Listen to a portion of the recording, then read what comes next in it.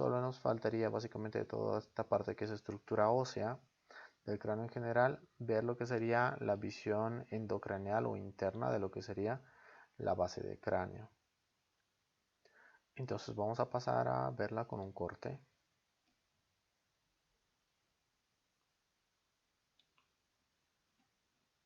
Bien, podremos utilizar este corte para ver lo que sería visión interna o endocraneal de lo que es la base del cráneo.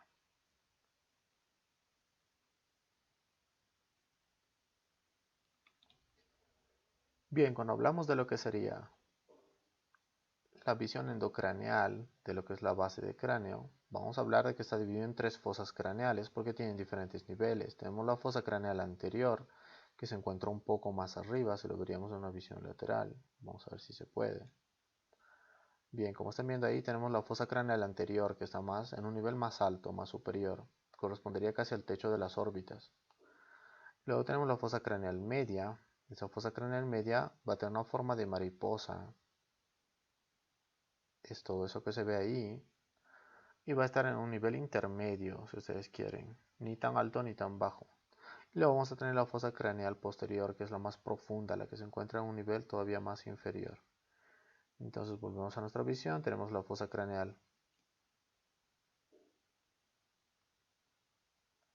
anterior aquí, la fosa craneal media, que tiene forma de mariposa, con el cuerpo aquí y las alas a cada lado, y la fosa craneal posterior, que sería la más profunda de todas, formada prácticamente en su totalidad por el occipital. Entonces vamos a describirlas. La primera de la que vamos a hablar va a ser esta de aquí, que va a ser la fosa craneal anterior. Bien, esta fosa craneal anterior vamos a ampliarla para ver un poco más de detalle y vamos a ver estructuras que se pueden describir en los huesos por separado, pero aquí los vamos a ver en los huesos en general.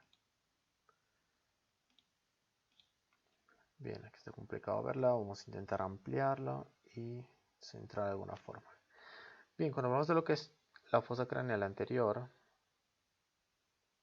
que es toda esta parte que estamos viendo aquí, vamos a ver que vamos a encontrar partes del frontal en la porción anterior, prácticamente en su totalidad, más una contribución al centro de lo que sería el hueso etmoides, y a los lados vamos a encontrar esto de aquí, que serían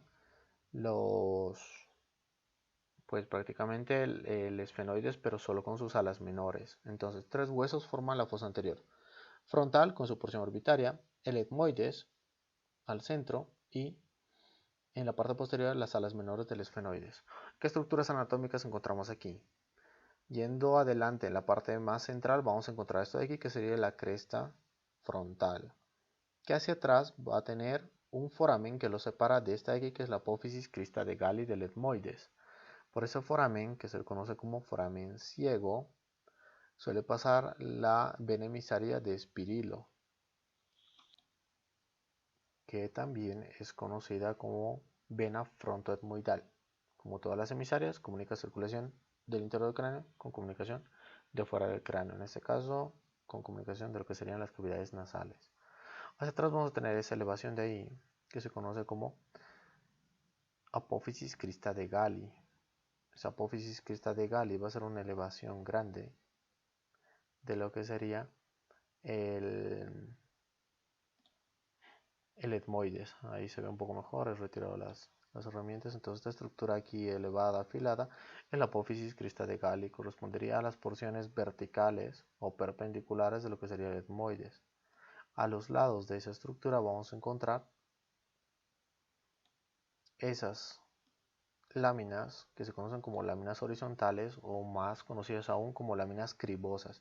Se llaman láminas cribosas debido a que tienen una serie de perforaciones. Esas perforaciones van a servir para que pasen los fascículos o los filetes nerviosos de lo que sería el primer par craneal, que es el nervio olfatorio. Hacia los lados vamos a tener todo esto de aquí, que es la porción orbitaria del frontal, con las eminencias mamilares, que son todas estas elevaciones, y las impresiones digitales, que son dejadas por las circunvoluciones del lóbulo frontal. Bien, más hacia atrás encontraríamos esto de aquí, que son las alas menores del esfenoides. Lo va a describir a detalle en lo que sería huesos esfenoides. Pero podemos hablar de que esta punta que se encuentra aquí se conoce como el proceso etmoidal. Más atrás vamos a encontrar todo esto de aquí, que es el yugo esfenoidal. Y más atrás del yugo esfenoidal, este borde, que es el limbo esfenoidal, que a los lados va a terminar en estas elevaciones, que son las apófisis clinoides anteriores. Y por detrás va a tener un borde posterior de las alas menores, que es un borde libre, no se articula con nada. Eso sería lo que corresponde a la fosa craneal anterior. Después de esto tenemos que pasar a describir lo que serían las fosas craneales medias. Esta fosa craneal media está formada por lo que sería el cuerpo del esfenoides en la región central, y a los lados lo que serían las alas mayores del esfenoides, parte de lo que sería el ángulo infero-anterior del parietal, y la mayor parte de esto, que sería la porción escamosa del temporal. La parte de más atrás se va a encontrar formada por esta porción, que es la porción petrosa del temporal, lo que correspondería a su cara antero-superior. Para hacerlo fácil, que vamos a encontrar en la parte central del cuerpo del esfenoides, a los lados, las alas mayores del esfenoides, parte de los parietales, y la región que quede más atrás va a estar formada por la escama del temporal o la porción petrosa del temporal. ¿Qué va a delimitar entonces lo que sería la fosa craneal media con la fosa craneal anterior? Esto de aquí, que sería el borde posterior de las alas menores del esfenoides, las apófisis clinoides y el limbo esfenoidal. Y que va a delimitar esta fosa con lo que sería la fosa posterior. Vamos a tener un surco de aquí, que sería el surco del nervio petroso mayor, que sería el borde que se encuentra desde esta región hasta lo que sería el dorso de la silla, que es el que delimita con sus apófisis clinoides posteriores. Por tanto, los límites serían en la región central el dorso de la silla, lateralmente o un poco más hacia los lados, lo que serían las apófisis clinoides posteriores, y a los lados, todavía más lateralmente, vamos a encontrar lo que sería el surco del seno venoso petroso superior, o el surco del seno petroso. Vamos a hablar entonces a detalle de esto de aquí, que sería la región central, que sería el cuerpo del esfenoides. Vamos a recordar estructuras que hemos visto en esfenoides. Ya habíamos mencionado esto que estaba en fosa anterior, que era el yugo esfenoidal con un borde que era el limbo esfenoidal. Por detrás de este limbo esfenoidal se va a encontrar este, que es el surco prequiasmático. Este surco prequiasmático va a servir para el quiasma óptico o entrecruzamiento de ambos nervios ópticos o segundo par craneal, que van a atravesar estos forámenes, que luego se van a transformar en un conducto que mide más o menos unos 5 milímetros de longitud, que es el conducto óptico. Entonces, si tenemos que denominarlas, tenemos el surco prequiasmático, que a los lados tiene los conductos ópticos. ¿Qué pasa por los conductos ópticos? El nervio óptico y la arteria oftálmica. Esas dos estructuras son muy preguntadas en los exámenes. Seguimos. Habíamos visto el limbo esfenoidal, el surco prequiasmático, y entonces teníamos esta elevación de aquí, que se denomina el tubérculo de la silla, también conocido como tubérculo hipofisario por su relación con la glándula que se va a encontrar en esta fosa, que sería la hipófisis o pituitaria. Entonces, este tubérculo de la silla o tubérculo hipofisario va a servir para que se inserte ahí parte de lo que sería un engrosamiento de la dura madre, que sería el techo, que va a envolver o va a revestir lo que sería la porción superior de la hipófisis. Más por debajo vamos a encontrar este surco, que es el surco del seno intercavernoso. Ese seno intercavernoso va a ser una estructura venosa intracraneal que va a unir a ambos lados, a lo que serían las estructuras conocidas como senos cavernosos. Entonces, a ambos lados, como vamos a ver, vamos a tener básicamente dos surcos. Este aquí, que sería el surco del seno cavernoso, toda esta superficie de aquí, que es una estructura venosa, por dentro de la cual van a pasar pares craneales. El tercero, el cuarto, el quinto en sus porciones primera y segunda, y también el sexto par craneal, es decir, el 3, 4, 5 y 6, excepto una partecita del quinto que sería el nervio oftálmico, que no pasa por ahí. Y va a tener a los lados este otro surco que va a ser el surco de la arteria carótida interna.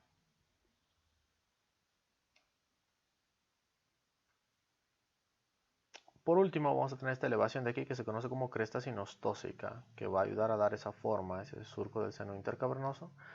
Y más por debajo vamos a tener esta gran depresión que se conoce como fosa hipofisaria o fosa pituitaria, que es para la glándula hipófisis, que es la glándula que controla todas las estructuras del cuerpo.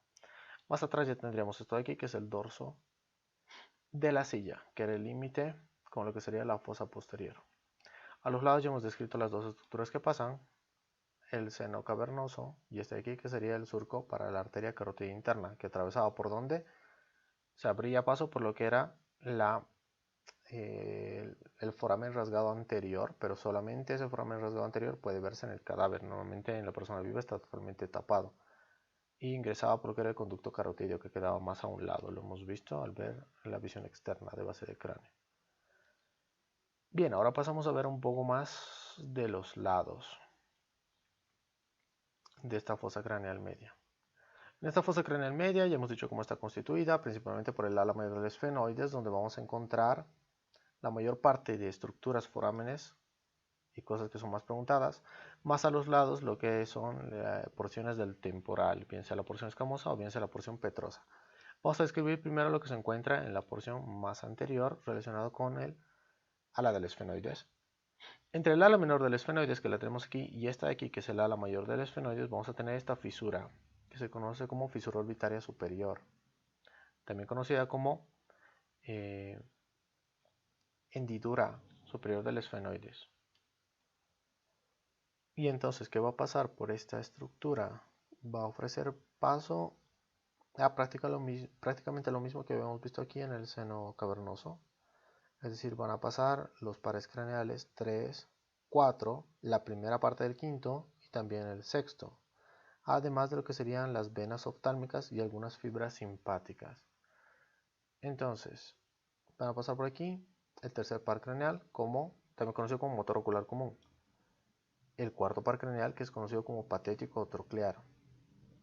La primera parte de lo que sería el quinto, que es conocido como nervio oftálmico, diferente al nervio óptico que pasaba por aquí. Aquí hay nervio oftálmico. Y vamos a encontrar también lo que sería el sexto par craneal, también conocido como motor ocular externo. Y la vena oftálmica, la arteria oftálmica por aquí, la vena oftálmica por acá. Bien, más atrás vamos a tener este de aquí, que es el agujero redondo mayor, también conocido como agujero redondo. Aquí no se ve tanto como agujero, pero sí se nota que tiene una entrada. Por este agujero redondo mayor va a pasar el nervio maxilar, o también conocido como segunda porción del quinto par craneal. Por acá la primera porción, por aquí la segunda porción del quinto par craneal. Más atrás encontramos este de aquí, que es el agujero oval. Se veía también en cara inferior, aquí lo vemos mucho más claro. Por este foramen oval va a pasar lo que sería el nervio mandibular o tercera parte del quinto par craneal más la arteria meningia accesoria. Y más atrás tenemos este agujero, que es el agujero espinoso, también conocido antiguamente como agujero redondo menor. Por este agujero espinoso va a pasar la arteria y la vena meningia medias y también una rama meningia de lo que sería el nervio mandibular que pasaba por aquí, o tercera parte del quinto par craneal. Como por aquí pasan la arteria y la vena meningia medias, a los lados, como estamos viendo aquí, van a tener surcos. Va a dar unos surcos como estos de aquí, que vienen de este agujero espinoso, denominado así porque tenía una espina ahí al lado. Vamos a tener todos estos surcos vasculares dejados por las estructuras que lo atraviesan, que son la arteria y la vena meningia medias. Entonces estos son los surcos de la arteria meningia media. Todos esos que se ven ahí. Aquí podemos mencionar dos agujeros que son inconstantes, es decir, no siempre se van a encontrar. El primero va a ser el agujero de Besalio, que se va a encontrar entre el agujero redondo y el agujero oval. Por este agujero de Besalio va a pasar que la vena emisaria de Besalio, que es una vena que comunica también la circulación venosa intracraneal con la circulación extracraneal. Y más atrás vamos a encontrar aquí, entre lo que sería el oval y el espinoso, normalmente un poco más lateral, el agujero petroso, que antes se conocía como agujero innominado de Arnold, servía para el paso del nervio petroso superficial menor. Son poco preguntados, normalmente se preguntan el conducto óptico, la fisura orbitaria superior, el agujero redondo, el agujero oval y el agujero espinoso. Esas suelen ser las estructuras que más se preguntan en cuanto a lo que serían los forámenes y el ala mayor del esfenoides. Pasamos un poco más hacia atrás. Hemos descrito que en la porción escamosa lo más importante son los surcos de la arteria meningia media. Ahora vamos a ver la porción petrosa. Esta porción petrosa va a tener una cara antero superior, que está relacionada con la fosa media, y una cara postero superior, que está relacionada con la fosa posterior, ambas separadas por este borde, por donde normalmente va a ir lo que sería el surco del seno petroso superior, que es también un seno venoso. Este va a tener varias estructuras que podemos ir nombrando de medial hacia lateral. Entonces la primera, la que encontramos más adelante de estas estructuras, va a ser la impresión trigeminal. Esta fosa que estamos viendo aquí se denomina fosa para el ganglio de Gasser, o también conocida como impresión trigeminal. Ahí se va a encontrar el ganglio del quinto par craneal, también conocido como trigémino. Más hacia atrás vamos a encontrar esta elevación que aquí no es tan perceptible, que se denomina tubérculo retrogasseriano. ¿Por qué? Porque es una elevación que se encuentra detrás de lo que sería la fosa del ganglio de Gasser, por eso tubérculo retrogasseriano. Más atrás encontraríamos dos hiatos o conductos. Serían los hiatos o conductos para nervios petrosos. Entonces encontraríamos los hiatos para, aquí no se ven, ¿no? Pero encontraríamos básicamente los hiatos de conducto para el nervio petroso menor y para el nervio petroso mayor. Estaría por aquí. Acá en la simulación es muy poco visible. Luego encontraríamos toda esta superficie de aquí que se conoce como techo del tímpano. Es una superficie más o menos cuadrilátera, parcialmente lisa, que correspondería a lo que se encuentra justo por encima de lo que sería el oído medio. Y luego vamos a tener una elevación más próxima, que es esta de aquí, que se denomina eminencia arcuata o eminencia arqueada. ¿Qué va a producir esa eminencia arqueada? El conducto semicircular superior, que es parte de lo que sería el sistema del equilibrio. Bien, eso sería entonces todo lo que sería la fosa craneal media. Tendríamos que pasar ahora a lo que sería la fosa craneal posterior. En la fosa craneal posterior, como hemos dicho, tiene básicamente esos límites, que eran el dorso de la silla con las apófisis clinoides posteriores. ¿Dónde estaban las apófisis clinoides anteriores? Aquí adelante. Y me olvidaba mencionar que aquí, en lo que serían los bordes de la cresta sinostósica, estas pequeñas elevaciones son denominadas por algunos autores como apófisis clinoides medias. Entonces tenemos dorso de la silla, apófisis clinoides posteriores y el borde de lo que sería la porción petrosa, el borde superior de la porción petrosa del temporal, por donde corre el surco que se está viendo aquí parcialmente, el surco del seno petroso superior. Si hay un surco del seno petroso superior, suele haber un surco del seno petroso inferior, que vendría por aquí, por donde se están articulando la porción petrosa del temporal y la porción basilar del occipital. Toda esta parte de aquí corresponde a la porción basilar del occipital, y esta parte de aquí, que sería la porción posterior del dorso de la silla, se denominan conjuntamente clivus. Este clivus entonces va a ser la parte en la que apoye lo que sería el tronco del encéfalo, especialmente la parte del puente o protuberancia y aquí la parte del bulbo raquídeo. Bien, seguiríamos un poco más hacia atrás, llegaríamos a lo que sería el foramen magno. Delante de lo que sería el foramen magno, lateralmente encontraríamos lo que serían las aperturas del conducto del nervio hipogloso. Vamos a encontrar por aquí. Por ahí va a pasar el 12º par craneal. ¿Qué más encontramos? Se pueden ver varias estructuras hacia los lados. Mencionamos entonces, primero las que están en la porción petrosa del temporal, que serían esas que se ven aquí. Entonces ahí vamos a encontrar lo que serían, primero esta apertura de aquí, que sería la apertura del conducto auditivo interno.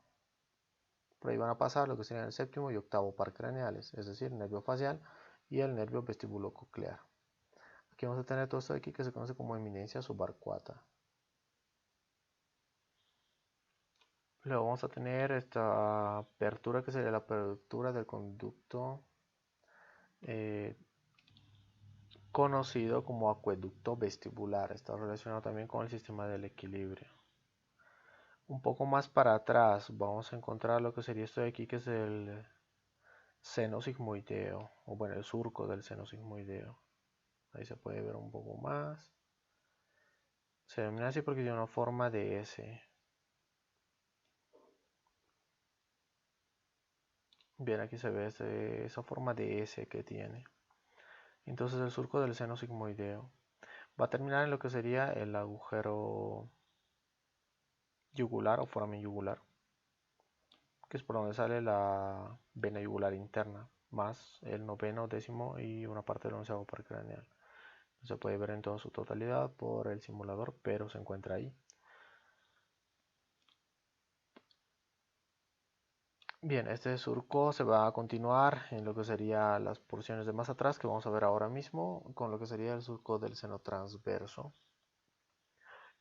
Pasamos ahora a lo que es las estructuras más importantes que se verían en el occipital. En cuanto a lo que se vería en el occipital, ya habíamos mencionado esta de aquí abajo, esta apertura de aquí abajo, dentro prácticamente de lo que sería el foramen magno, que es el conducto del hipogloso, por donde sale el dorsal par craneal, y esta apertura que se ve arriba, mucho más fácil de encontrar, es el conducto condilio, el que va a terminar detrás de los condilos occipitales y lleva simplemente una vena emisaria.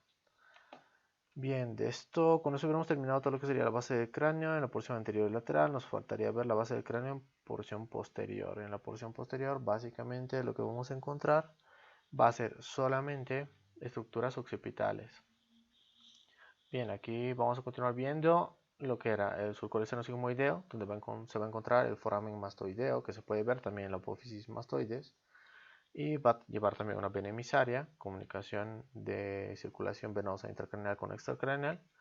Vamos a encontrar ahora aquí todo lo que sería la fosa posterior del occipital, bueno, dos fosas inferiores y dos fosas superiores, en lo que sería la parte correspondiente al occipital.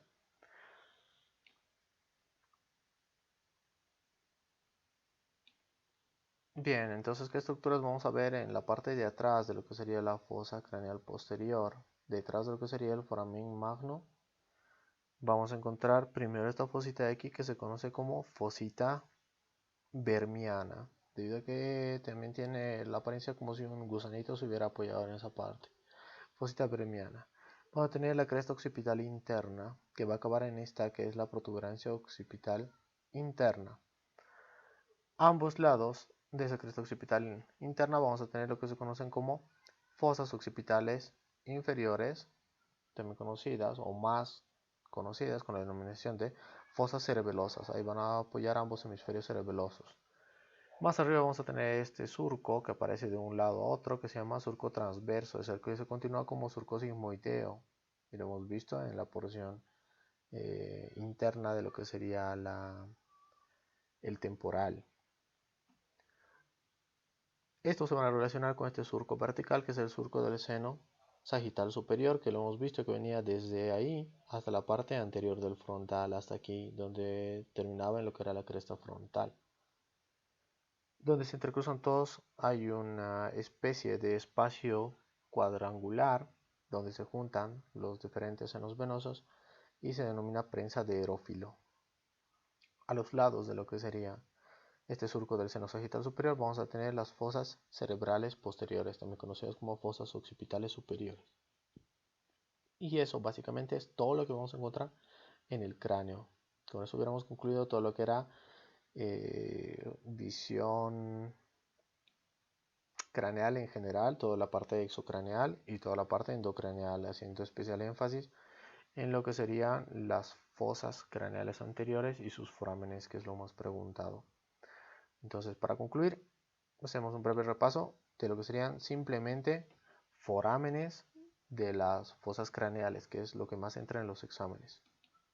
Entonces, hablando de todo lo que serían estos forámenes, empezamos nombrando esta estructura de aquí, que sería, bueno, más que un foramen, sería el seno frontal. A veces preguntado especialmente en reconocimiento, porque solo aparece cuando hay un corte transverso, como aquí.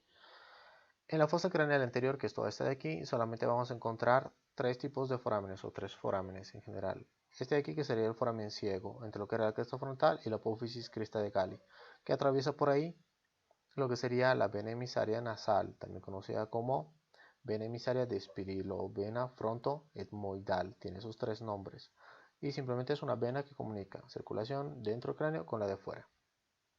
A los lados de la crista de Galli vamos a tener las láminas cribosas que están llenas de forámenes. Esos forámenes son los forámenes cribosos, que va a pasar por ahí simplemente los axones o prolongaciones nerviosas de lo que sería el nervio olfatorio o primer par craneal. Por tanto, ¿por dónde pasa el primer par craneal? Por aquí, por múltiples forámenes cribosos. Vamos a tener dos agujeros más grandes, que serían el agujero etmoidal anterior y el agujero etmoidal posterior. Esos forámenes etmoidales anterior y posterior van a llevar estructuras vasculares y nerviosas del mismo nombre. Por tanto, arteria, vena y nervio etmoidales anteriores, arteria, vena y nervio etmoidales posteriores. Y simplemente eso tenemos en lo que sería la fosa anterior. En la fosa craneal media vamos a tener muchos más forámenes y por tanto es mucho más preguntado. Vamos a empezar por los que se encuentran un poco más adelante, que sean estos de aquí, son los conductos ópticos. Esos conductos ópticos van a ser por donde pasen el nervio óptico y la arteria oftálmica, es decir, segundo par craneal más arteria oftálmica. A los lados vamos a tener esta de aquí, que son las fisuras orbitarias superiores. Por la fisura orbitaria superior va a pasar estructuras nerviosas, que serían el tercer, el cuarto, la primera parte del quinto y el sexto par craneal. Además de lo que sería la vena oftálmica. Por aquí arteria oftálmica, por aquí vena oftálmica. Luego pasamos a este de aquí, que sería el agujero redondo, también conocido como agujero redondo mayor. Por este solo va a pasar una estructura nerviosa que sería el nervio maxilar o segunda parte del quinto par craneal. Más atrás tenemos este de aquí, que es el agujero oval. Por el agujero oval va a pasar lo que sería el nervio mandibular o tercera parte del quinto par craneal, más lo que sería la arteria meningia accesoria. Y todavía más atrás tenemos este agujero, que es el agujero espinoso, por donde va a pasar la arteria meningia media junto con su vena meningia media, además de lo que sería una rama meningia de la tercera parte del quinto par craneal, es decir, la rama meningia del nervio mandibular. Entonces, de forma esquemática, por aquí pasa el segundo par craneal más la arteria oftálmica. Por aquí pasan el tercero, el cuarto, el quinto en su primera parte y el sexto más la vena oftálmica. Del nervio trigémino, ¿por dónde salen? La primera rama sale por aquí, por la hendidura o fisura orbitaria superior. La segunda parte por aquí, por el agujero redondo, que sería el nervio maxilar. Nervio oftálmico o primera parte del quinto, nervio maxilar o segunda parte del quinto y nervio mandibular o tercera parte del quinto. Y por el agujero espinoso, ¿qué nervio pasa? Ninguna parte de los pares craneales, solamente una ramita del nervio mandibular que pasaba por aquí, pero sí que pasa una arteria importante, que es la arteria meningia media. Bien, esos son los forámenes más importantes. Habíamos mencionado dos que eran accesorios, el agujero de Besalio para una vena emisaria de Besalio y el agujero petroso que estaba por aquí, que servía para el nervio petroso superficial. También se lo conocía como agujero innominado de Arnold. Aquí además se podría ver parte de lo que era el surco de que dejaría lo que sería la carótida interna, y esto de aquí correspondería al foramen rasgado, si lo veríamos en la parte inferior. Bien, eso sería lo más importante en cuanto a los forámenes, más los surcos de la arteria meningia y lo que sería el surco para el seno venoso petroso superior. En lo que sería la fosa craneal posterior, tendríamos primero el más grande, el foramen magno, que por donde va a pasar lo que sería la médula espinal, más las arterias vertebrales, más lo que sería una parte del onceavo par craneal, también conocido como nervio accesorio. Teníamos aquí a los lados esta que era la apertura del conducto auditivo interno. Por ahí pasan lo que sería el séptimo par craneal y el octavo par craneales. Ambos pares craneales van a salir del cráneo por aquí.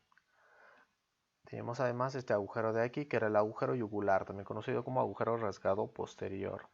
¿Qué pasaba por ese agujero? El noveno par craneal, el décimo par craneal, una parte del onceavo par craneal, más lo que sería la vena yugular interna. Además pueden llegar a enviar un poco de sangre a lo que sería el seno petroso inferior, que llegaría de aquí, y principalmente la sangre va a llegar desde aquí, que sería el seno sigmoideo. ¿Qué más puede pasar por ahí? Algo poco preguntado, que serían las arterias.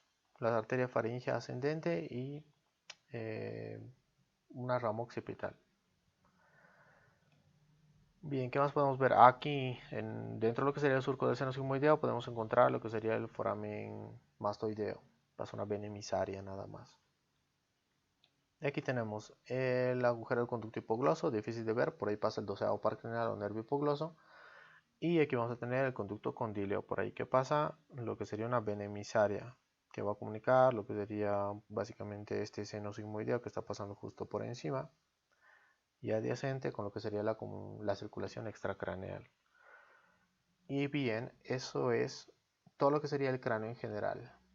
Entonces, con este video ustedes van a saber todo lo que sería lo más importante del cráneo, con sus relieves óseos, puntos craniométricos, agujeros o forámenes que atraviesa cada uno de esos agujeros o forámenes, qué estructuras se pueden ver en cada una de las visiones, en visión superior, anterior, posterior, lateral, cómo se ve la base del cráneo, tanto fuera o en visión exocraneal como por dentro, es decir, en visión endocraneal, y la mayor parte de los detalles anatómicos que son tomados en pruebas y exámenes de anatomía. Eso es todo entonces, espero que les sirva.